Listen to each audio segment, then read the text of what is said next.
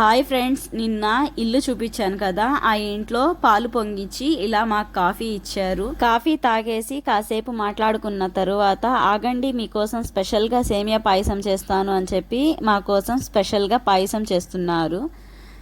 సేమియాల్ని ఇలా బాగా ఫ్రై చేసుకొని పక్కన పెట్టుకున్నారు. తర్వాత ఇలా కొబ్బరి జీడిపప్పుని ఇలా దోరగా ఫ్రై చేసి ప్యాన్ని సపరేట్గా పక్కన పెట్టేసుకున్నారు.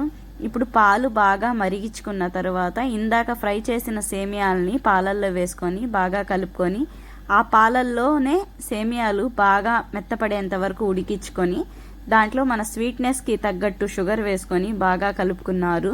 షుగర్ బాగా మెల్ట్ అయ్యి ఒక 10 మినిట్స్ ఉడికిన తర్వాత దీంట్లో దంచిన యాలకులు అలాగే ఇందాక ఫ్రై చేసి పెట్టుకున్న కొబ్బరి జీడిపప్పు వేసుకొని కలుపుకొని ఒక 10 మినిట్స్ ఉడికించుకొని దించేసుకుంటే వేడి వేడిగా పాయసం రెడీ.